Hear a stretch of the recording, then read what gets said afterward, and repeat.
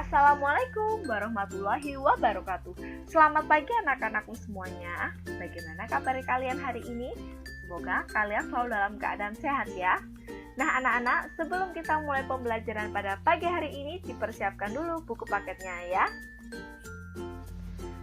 Nah anak-anak, kita hari ini akan belajar mengenai ekosistem pada muatan IPA tema 5. Nah pada video kali ini adalah bagian pertama.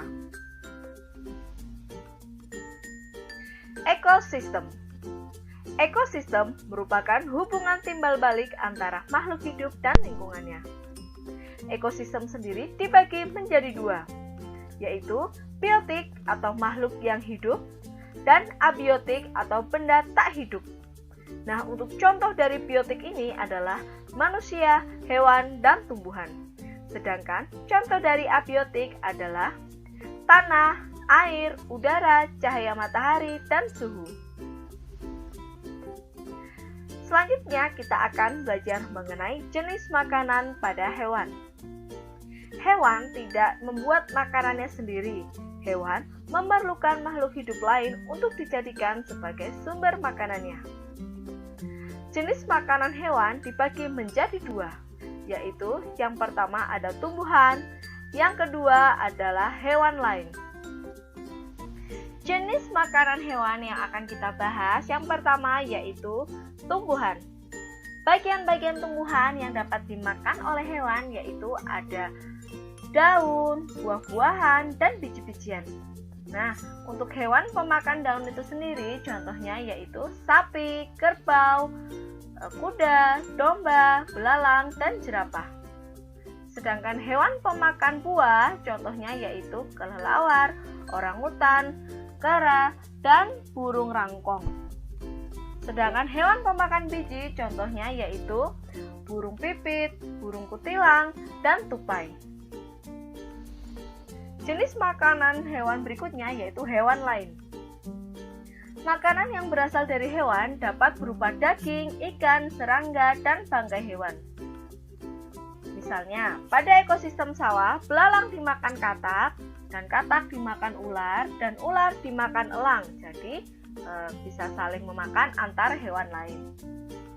Pengelompokan hewan sendiri dapat dibedakan menjadi beberapa jenis, bergantung pada jenis makanannya. Yang pertama adalah jenis herbivore, kedua carnivore, ketiga omnivore, dan keempat insectivore. Yang akan kita bahas pertama yaitu adalah herbivore. Herbivore merupakan kelompok hewan pemakan tumbuhan. Jadi, hewan-hewan pemakan tumbuhan ini disebut juga dengan herbivore atau herbivora. Nah, ciri-ciri dari herbivore adalah 1. Susunan gigi terdiri dari gigi seri yang berguna untuk memotong dan gigi geraham yang berguna untuk mengunyah. Yang kedua, hewan herbivore ini tidak memiliki gigi taring. Dan yang ketiga, contoh dari hewan herbivora atau herbivore ini adalah badak, kuda, gajah, sapi, kambing, dan kerbau. Yang kedua yaitu karnivor. Karnivor merupakan kelompok hewan pemakan daging. Jadi semua hewan yang memakan daging itu disebut karnivor atau karnivora. Ciri-ciri dari karnivor yaitu pertama, memiliki gigi taring atau paruh yang tajam dan kuat yang berfungsi untuk mencabik dan merobek daging mangsanya. Yang kedua yaitu contoh dari hewan karnivor atau karnivora yaitu harimau, kucing, macan tutul, buaya, ikan hiu, dan burung elang. Yang ketiga yaitu omnivore. Omnivore merupakan kelompok hewan pemakan tumbuhan maupun hewan lainnya. Ciri-ciri dari omnivore yaitu 1. Susunan gigi terdiri dari gigi seri, gigi geraham, dan gigi taring. Jadi, susunan giginya itu komplit ya. Yang kedua yaitu contoh hewan omnivore yaitu beruang, orangutan, landak, tikus, dan ayam. Untuk selanjutnya yang keempat yaitu insectivore. Insektivor merupakan kelompok hewan pemakan serangga. Ciri-ciri dari insektivor adalah 1. Umumnya memiliki struktur tambahan berupa lidah yang panjang dan lengket yang berfungsi untuk menangkap mangsanya. Yang kedua, contoh dari hewan insektivor yaitu cicak, katak, terenggiling, dan bunglon. Nah, anak-anak, contoh hewan insektivor ini semuanya memiliki tambahan lidah yang panjang dan lengket berfungsi untuk menangkap mangsanya. Selanjutnya yang akan kita bahas yaitu daur hidup.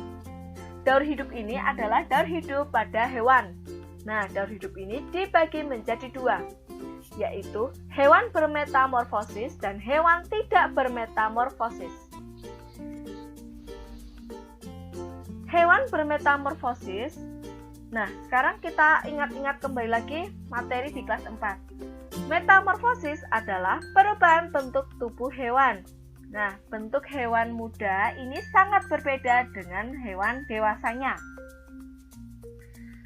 Nah, metamorfosis ini dibagi menjadi 2, yaitu metamorfosis sempurna dan metamorfosis tak sempurna. Yang membedakan yaitu pada metamorfosis sempurna, bentuk tubuh sangat berbeda hewan yang baru saja menetas dari telur dan saat dewasanya. Sedangkan pada metamorfosis tak sempurna, bentuk tubuh tidak jauh berbeda pada hewan muda dan dewasanya. Untuk selanjutnya, pada metamorfosis sempurna akan melalui masa kepompong atau pupa. Sedangkan pada hewan metamorfosis tak sempurna tidak melalui masa kepompong atau pupa, tetapi melalui tahap nimfa. Yang terakhir yaitu pada hewan metamorfosis sempurna, contoh hewannya yaitu lebah, nyamuk, kupu-kupu, katak, ngengat, dan lalat. Sedangkan contoh hewan metamorfosis tak sempurna yaitu belalang, capung, dan kecoa. Selanjutnya yaitu hewan tidak mengalami metamorfosis atau hewan tidak bermetamorfosis. Nah, hewan yang tidak bermetamorfosis ini yaitu hewan yang bentuk struktur dan bentuknya itu tidak berbeda jauh saat masih muda dan dewasanya. Nah, contohnya itu yaitu kucing, ayam, ikan, dan bebek. Nah, anak-anak, jadi semua hewan yang melahirkan itu bukan merupakan hewan yang bermetamorfosis.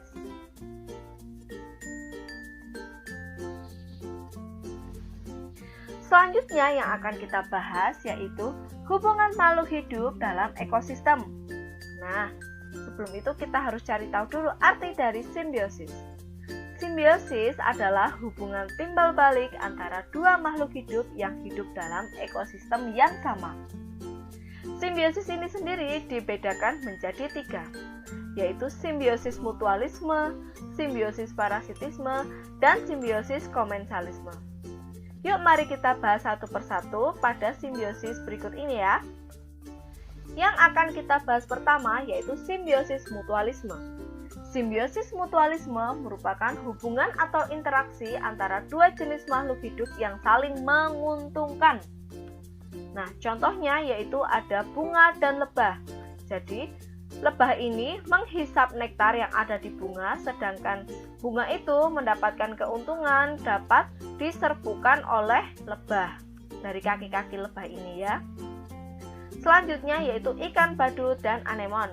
Nah, ikan badut mendapatkan keuntungan bisa tinggal di dalam anemon, tetapi anemon juga memiliki keuntungan yaitu parasit atau hewan-hewan kecil yang mengganggu anemon dapat dimakan oleh ikan badut. Dan yang terakhir yaitu kerbau dan burung jalak.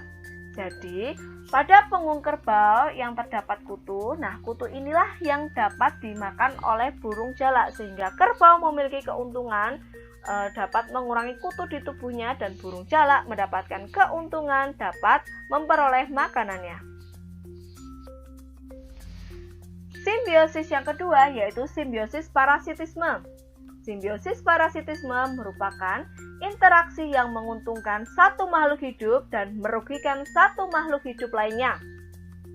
Contohnya yaitu kutu dan kucing. Sudah jelas ya. Jadi, kutu ini mendapatkan keuntungan, yaitu dapat menghisap darah kucing, sedangkan kucing mengalami kerugian. Dan contoh berikutnya yaitu tumbuhan tali putri yang bentuknya seperti bakmi warna kuning ini, dan tumbuhan inangnya atau tumbuhan yang dihinggapi oleh tali putri ini.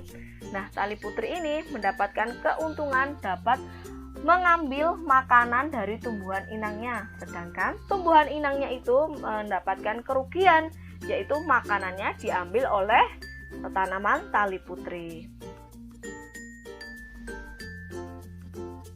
Yang ketiga yaitu simbiosis komensalisme. Simbiosis komensalisme merupakan interaksi yang menguntungkan satu makhluk hidup dan makhluk hidup lainnya tidak dirugikan maupun tidak diuntungkan. Contohnya yaitu ikan hiu dan ikan remora. Jadi ikan remora ini mendapatkan keuntungan, yaitu pertama dia mendapatkan perlindungan dari ikan hiu atau dia dapat berlindung pada ikan hiu, dan yang kedua bisa mendapatkan makanan dari sisa-sisa dari ikan hiu. Nah, sedangkan ikan hiu ini tidak untung maupun tidak rugi, seperti itu. Nah anak-anak, itu tadi materi IPA pada tema 5 bagian 1. Nah, untuk materi berikutnya akan kita sambung pada tema 5 bagian 2 ya. Sekian video pembelajaran ini. Apabila ada yang kurang kalian pahami, dapat kalian tanyakan kepada wali kelas kalian masing-masing ya. Sampai berjumpa pada video berikutnya. Wassalamualaikum warahmatullahi wabarakatuh.